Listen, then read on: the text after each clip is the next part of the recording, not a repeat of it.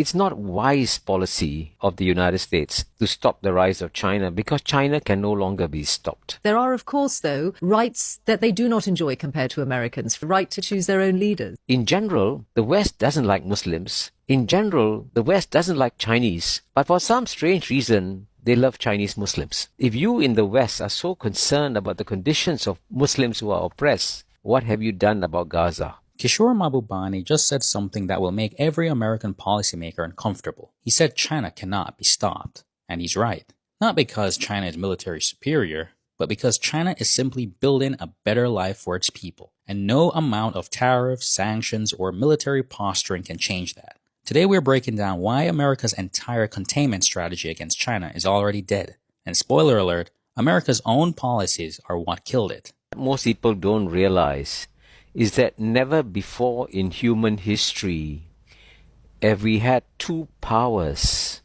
of the size, the scale and reach of United States and China confronting each other in the way that they are today. Because the United States is a remarkably powerful country, much more powerful than any other great power has been in human history. And of course, when the Soviet Union collapsed, the United States was left alone as the sole superpower in the world, and few expected China to come up so quickly. But now China has clearly achieved near parity with the United States in the scope and scale of its power too. And therefore you notice when President Trump launched his tariff wars on all the countries in the world, only one country stood up to the United States, and that was China. Kishore just casually mentioned something massive. When Trump started a tariff war with the entire world, only China had the economic power to actually fight back. Every other country just took it. Canada folded, Mexico folded, the EU folded, but China said no. Why? Because China is the largest economy in the world by purchasing power parity. The US economy is about between $32 and $33 trillion in PPP. China's is over $43 trillion in PPP terms. China is now 35% larger than America by PPP. America needs China more than China needs America. American companies depend on Chinese manufacturing. American consumers depend on Chinese goods. So when Trump tried to bully China with tariffs, China didn't flinch. They just raised the tariffs on American goods and watched American companies panic. That's the confidence of an economy that knows it has leverage. And it does. And let's not forget the thing that really cripples America's leverage: rare earths. China controls 90% of the world's rare earth element processing. Rare earths are essential for everything: military weapons, semiconductors, electric vehicles, renewable energy. America's military-industrial complex literally can't function without China's rare earths. That's real leverage. That's the big stick that China has. Take note, Pete. But in geopolitics is a zero-sum game, sadly. And so even though Washington, D.C. today is a very badly divided capital politically, but when it comes to China, there's a near universal consensus that it is in the interest of the United States to stop the rise of China. And that's why the actions against China remain consistent.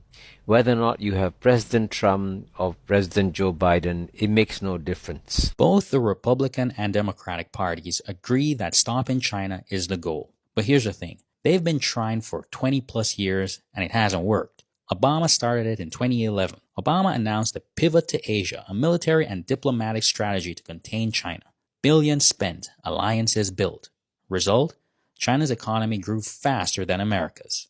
Trump tried trade wars, tariffs, sanctions, chip export bans.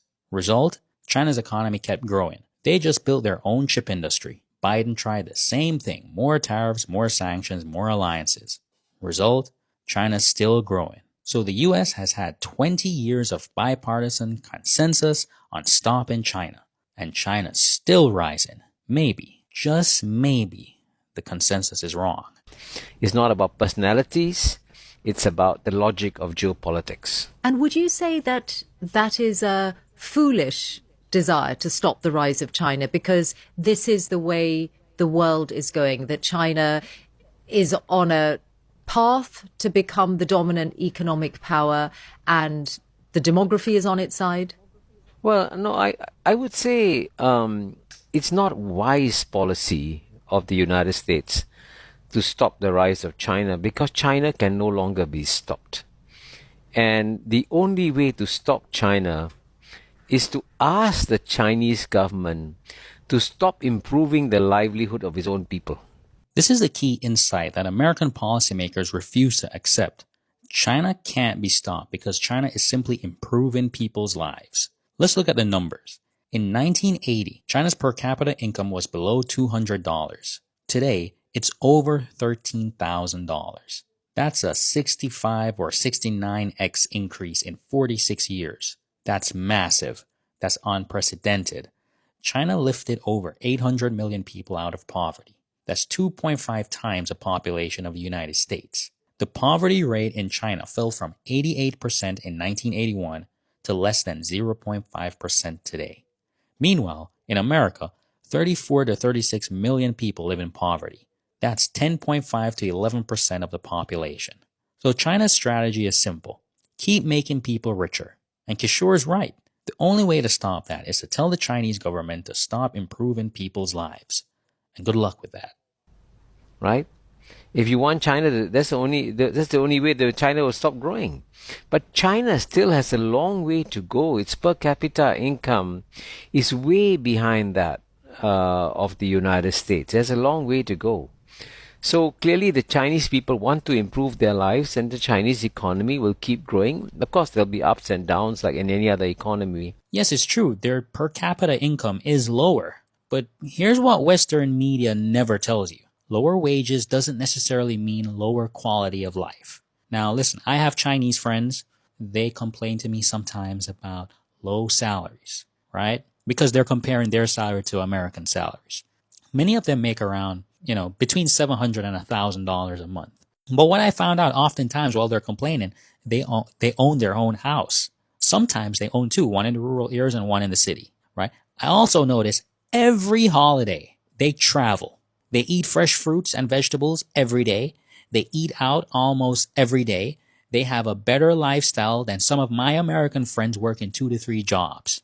How many Americans can buy a house on minimum wage? How many Americans can afford to eat out every day? I'm not sure. Not many. How many Americans on minimum wage can travel every holiday? I don't think many. So when a lot of people bring up the fact that China's wages are low, I see a lot of people here that earn between $7,000 and $1,000 that have a house, a car, fresh food, and leisure time. What does a $700 salary in America buy you?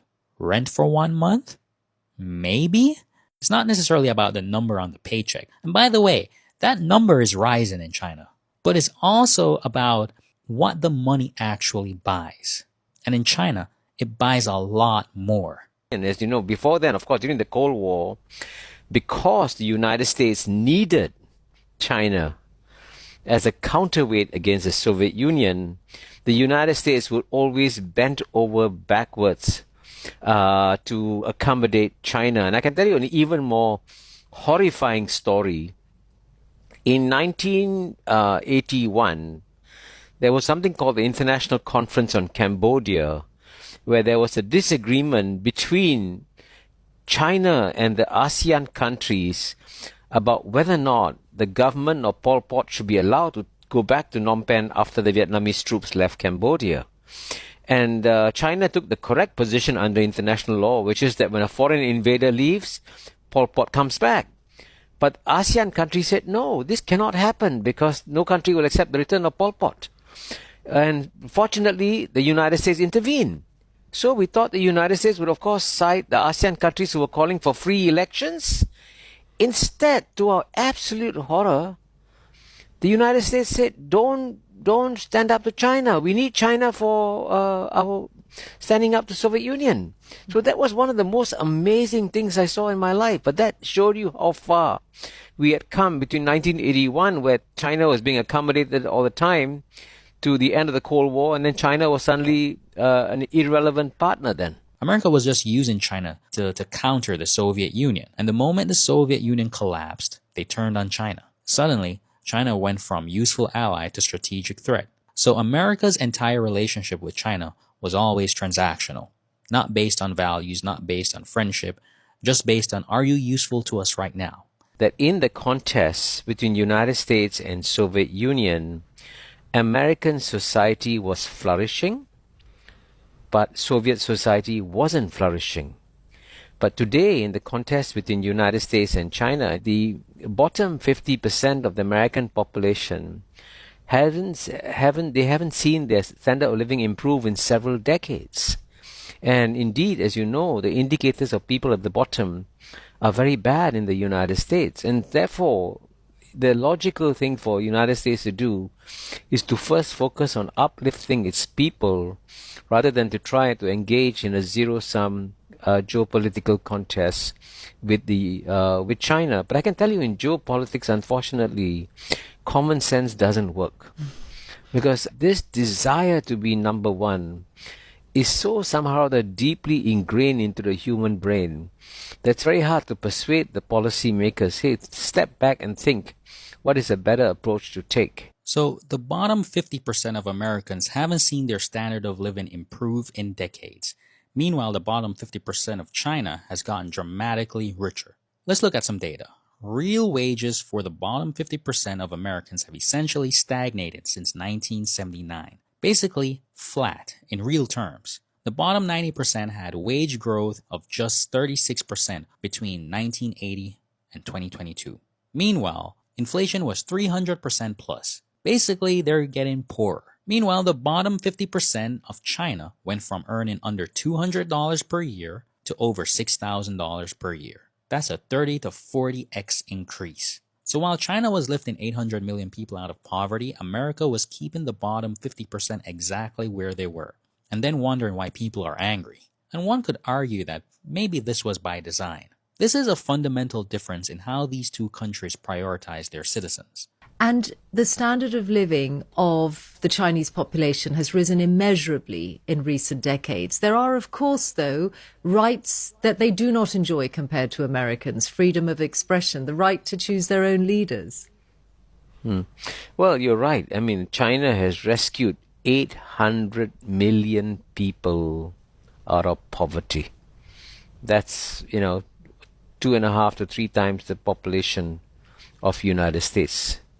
And that's an amazing achievement. Here's the thing about freedom. Americans like to talk about it constantly. But let's compare what freedom actually means when you're trying to survive. China has pretty good healthcare.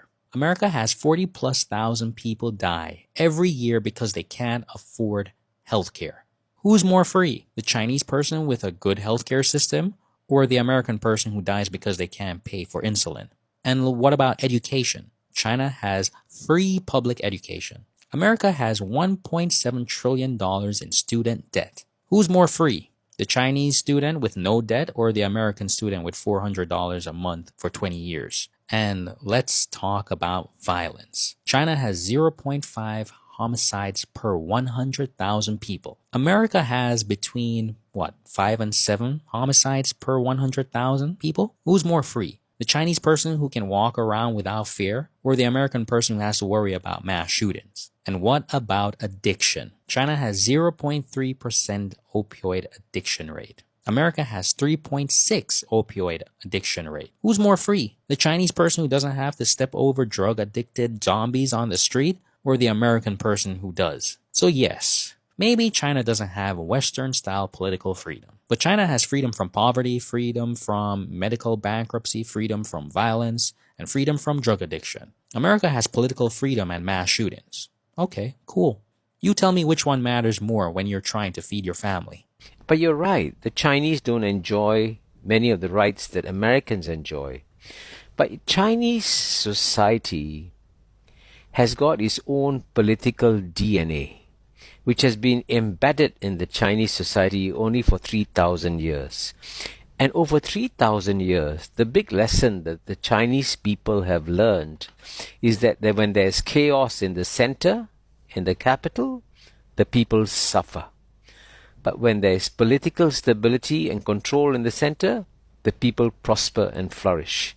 And when people say that the Chinese people are not free, I ask a very simple question. If the Chinese people are not free, why is it over 130 million Chinese people leave China each year and then, amazingly, using their own 2 feet, return to China every year. Now, if China was this harsh, dark, communist gulag that is portrayed in the Anglo-Saxon media, the Chinese people are irrational. They shouldn't be residing in China. But the Chinese who are returning to China are the ones who have experienced life overseas. So China, to put it simply, is a different civilization from Western civilization. So the kinds of society that the Chinese people want at the end of the day will be different from Western society. And that's something that we got to learn to live with in the new multi-civilizational world. Chinese people choose to return to China. They're not forced. They're not trapped. They're choosing it. The Chinese have learned over 3,000 years that stability equals prosperity. Chaos equals suffering. That's not propaganda. That's just history. And it shapes how Chinese people think about government. And here's what should destroy the whole China is a prison point, right? 130 plus million Chinese people leave China every year. They travel abroad. They see other countries. They experience freedom, and then they come back. And let me address this question that a lot of people tend to ask on the channel. Then why are Chinese people leaving China? Why are they coming to America? Listen, as a percentage of their population, Americans are more likely to live abroad than Chinese people. Americans living abroad ranges between 5.5 and 9 million, right? As a percentage of the US population, that's between maybe 2.5 and 2.7%. When you look at Chinese living abroad, Chinese that were born in mainland China, you're looking at about 10.5 million people. In terms of percentage of the Chinese population, that's less than 1%. That's about 0.75%. So Americans are 3.5x more likely to live abroad than Chinese. So that whole talk about Chinese people are fleeing is completely backwards. Americans are over 3 times more likely to leave their country and stay abroad than Chinese people.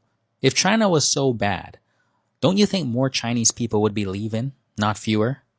And unlike Chinese travelers who return, Americans aren't coming back. I hear what you're saying. And I'm also at the same time thinking of the evidence that emerged a few years ago about those re-education camps in Western China, in Xinjiang province, where Chinese Muslims were detained, some as young as in their teens, right up to people in their 70s, because the state felt they needed re-educating about their beliefs. Well, there's no question that China's internal arrangements are not the same as those of Western society. But you know, when the West raises concerns about the Muslims in China, the one comment that the rest of the world makes is that in general, the West doesn't like Muslims.